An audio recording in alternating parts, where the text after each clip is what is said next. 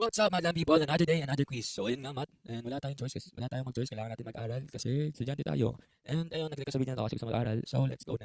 Sequence, logical, order, arrangement. Meaning lang dyan, pattern, no? Pag may nakita kang 1, 3, 5, kita mo, parang dinadagdagan lang ng 2 yung each number. So, mapapredict na natin na ang sunod ay 7. So, in simple terms, ano lang siya? In simple terms, pattern lang siya. No? General term, characteristics of the whole sequence. Hindi ko rin yan alam. Hindi ko ma-explain, pero kailangan natin ito kabisaduhin kasi baka magpatanong si ma'am. And ayan. Sunod, term, every element in a sequence. Ang meaning lang nun, lahat ng numbers na nakikita dyan, term siya. Okay? Now, ellipsis. Ellipsis is 3 dots. Ganun ako masalita. Signifies the continuity of the terms. Meaning lang yan, kapag may 1 ka, may 2 ka, may 3 ka, tapos may dot, dot, dot, dot, dot. Tapos may 10, alam natin na 1, 2, 3, 4, 5, 6, hanggang 10. And parang pinapaiksi niya lang kasi ayun, ayun mo, tinaman magsulat. And ayun, the types of finite or finite or and infinite. Infinite, unlimited siya, meaning na nun, naka-unrealize ka, no? Pwede kang kuha ng realize kung anong gustuin mo, di siya, and never ending siya, kumbaga, no? Ano sumalis ka sa mga nesal. Sorry, iba yung topic. And yung finite, limited, meaning lang, hindi ka naka-unrealize, meaning hindi ka na makapag-ask sa waiter. Sorry, nandun ang utak. Hindi ka makaka-ask for more rice, meaning limitado lang siya. Yun lang yan. Arithmetic sequence, constantly adding the same number. Ito, tanong ko sa inyo, arithmetic sequence ba? Yan to 5 seconds. Tapos na yan. Sorry. Ito, arithmetic sequence siya. Bakit? Kasi, well, medyo sabihin na lang natin arithmetic sequence siya, no? Okay. Sabihin na lang natin hindi. Pero ito na lang example ko, which is constantly adding the same number. So dito, pansin natin, pag in-add natin yung 1 sa 1, magiging 2. Pag in-add natin yung 1 sa 2, magiging 3. Tapos 4, tapos 5. Yan. Yung mangyayari is, patuloy-tuloy mo siya. Constantly, patuloy-tuloy. And yung common difference added or subtracted by each term and denote siya by D. Yan. Meaning lang yan, kung anong ina-add mo, which is yung dito, 1. Kasi 1 in-add natin sa 1, naging 2.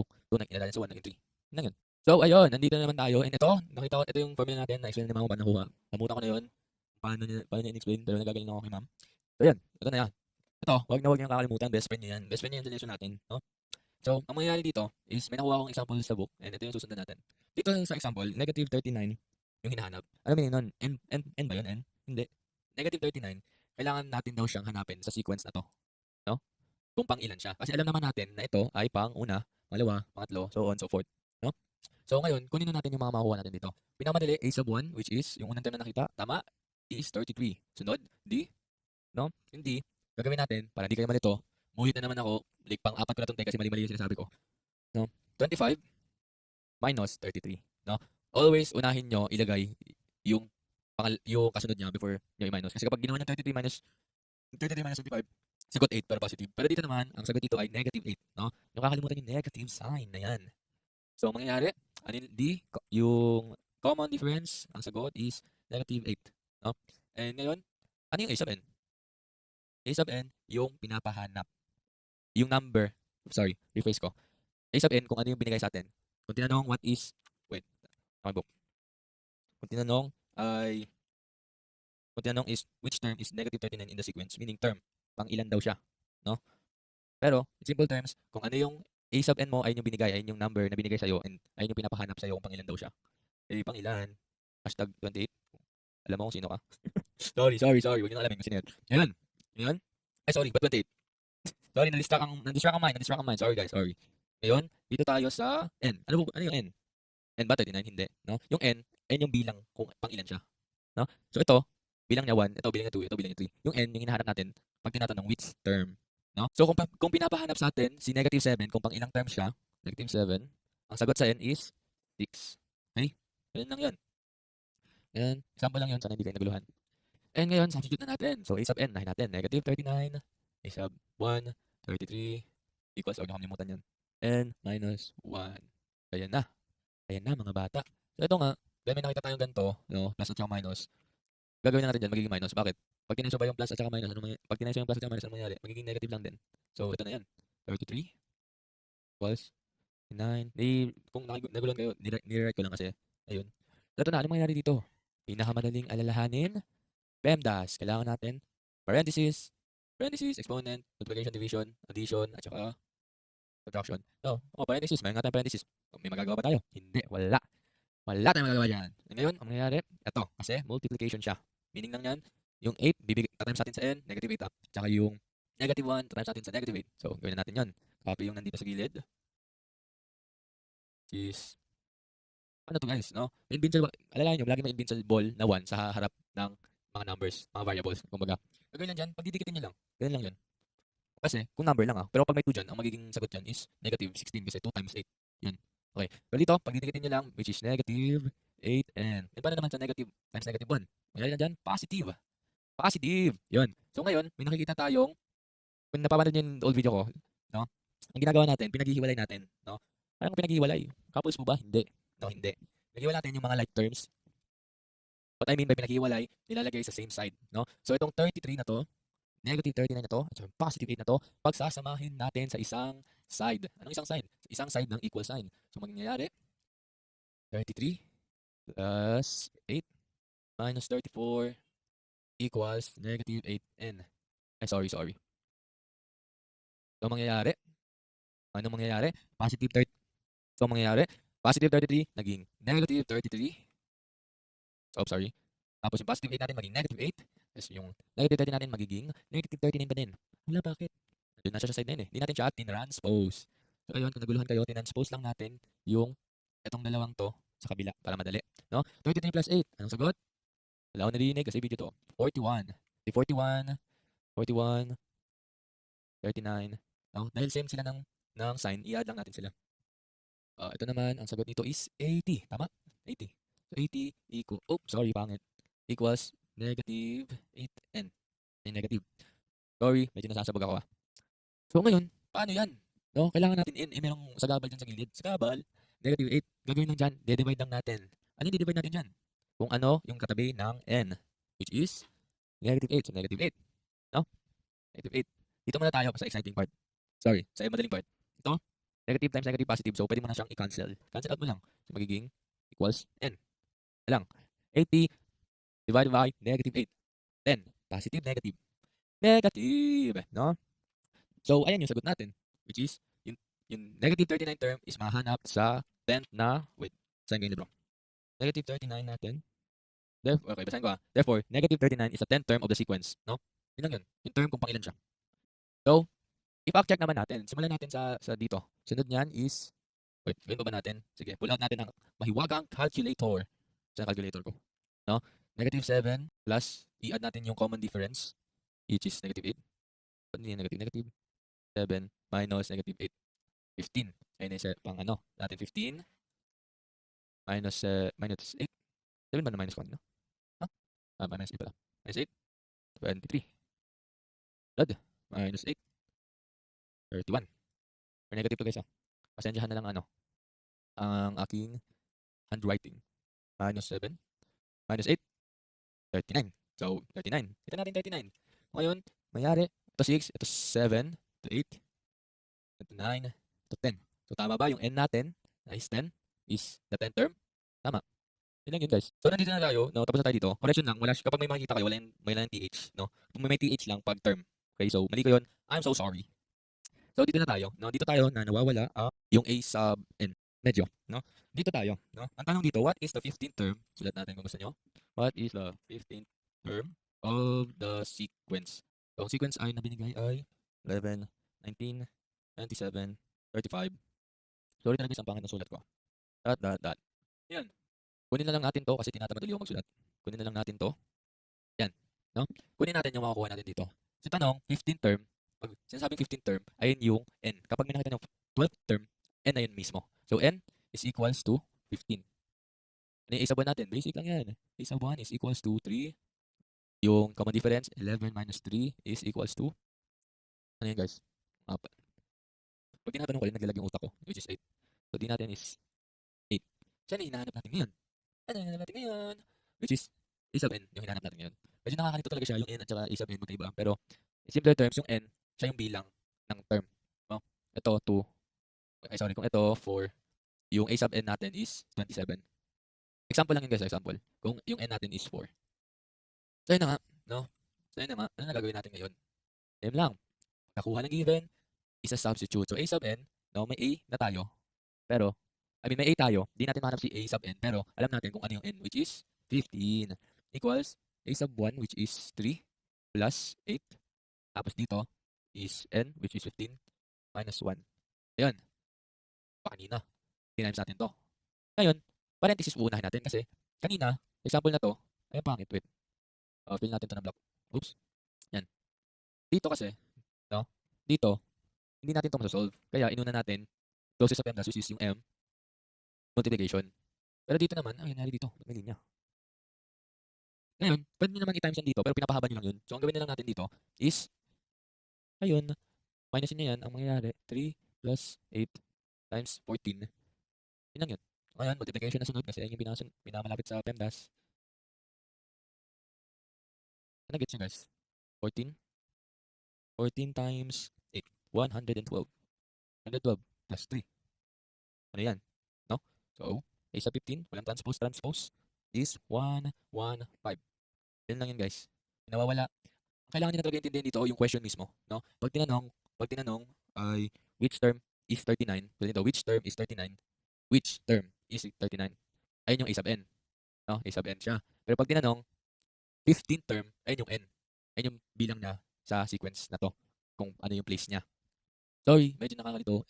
Ako rin nalilito rin ako. And ayun, pakisamahan niyo na lang ako. Thank you. So ayun, napag-desisyonan ko na tutuloy ko tong lesson na to. And kung napapansin nyo, nag-spike bigla yung energy ko kasi nagkakata ko. Hindi ko alam kung may explain ko yung susunod.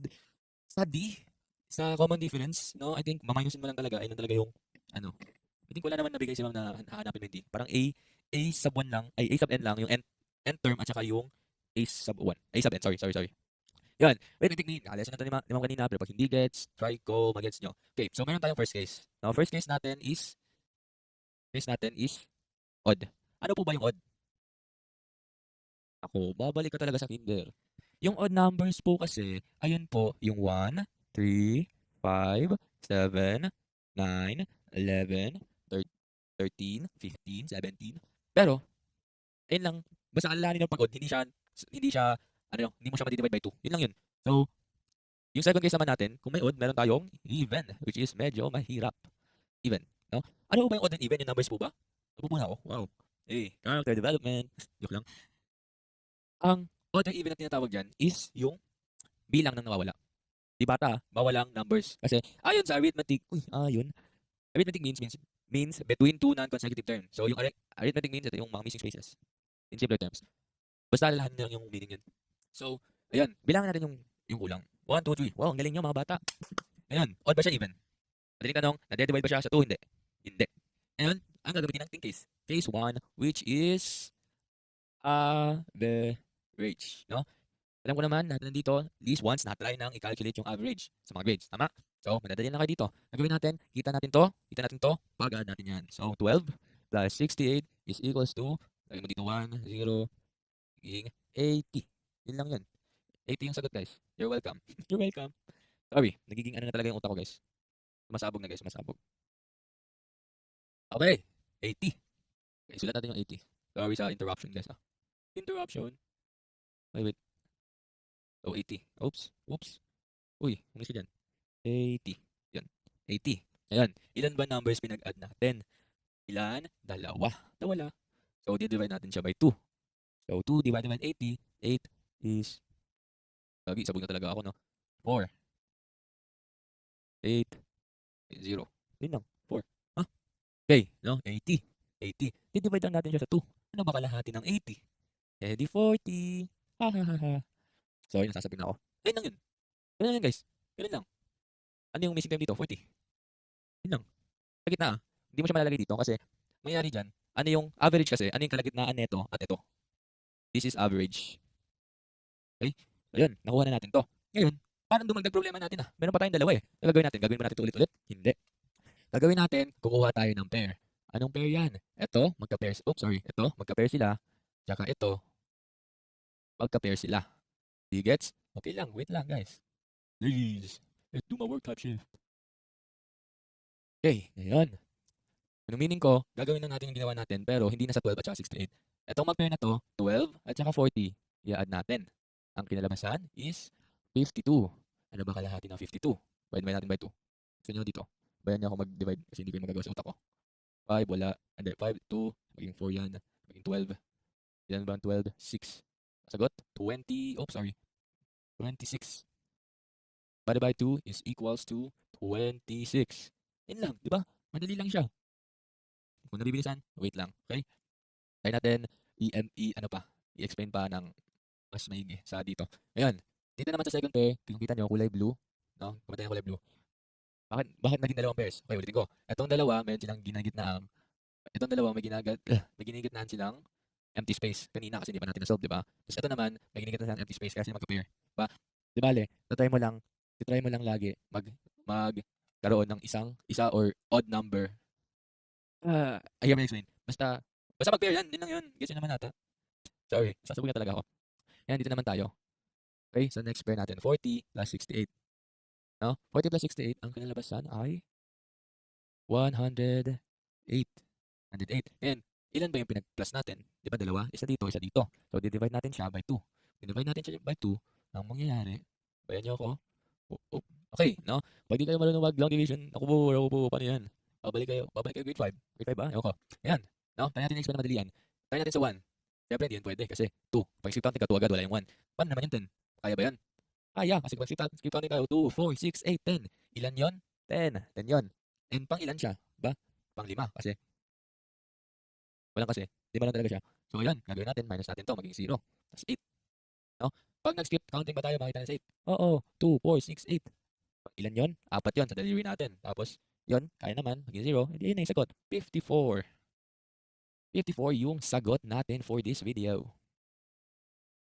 54. Wait. 54. Yun lang. Sagot natin dito is 54. O yan. Pwede natin i-fact check. Anong i-add mo sa 12 para maging 26? That is 14. 14. Agad ng 14 dito. Maging 40. Agad ng 14. Maging 54. Agad ng 14. 14 yan. Puro 14 lang yan. 68. So, ganun mag-check kung tama ba yung sagot mo dito. And ganun yung first case natin. Sorry, naging medyo mahaba. Ngayon, pupunta na naman tayo sa second case. Yung second case natin, nakuha ko lang sa tinulong ni Ma'am kanina, which is 21. 12. Ay, sagot pala yun. Sorry. Na-shoot. Also, pag may mali ako, sabihin niyo naman sa akin. And ayun, tao lang po ako. Pag may mali ako, sabihin niyo lang sa akin. Sabihin niyo, mali to. Gagawa ko ng another video. Apologize ako. Apologize. So, yan. Yan. Ngayon, dito naman tayo sa second case. No? Bilangin natin yung missing items. 1, 2, 3, 4. Ilan yun? Ilan yun? 4. Odd or even? Hindi nyo alam, nadidivide ba sa 2? Oo, meaning even. Yay! Hindi yun yay. Hindi yun yay. So, yan. No? Ang mangyayari ngayon, kukunin natin si formula. Kaya sabi sa inyo, hindi yun yay. Sorry, may alarm. Hindi yun yay. Formula natin, A sub n equals A sub 1 plus B n minus 1. Ayan, try natin kunin lahat na makuha natin dito. A sub 1, matik na yan.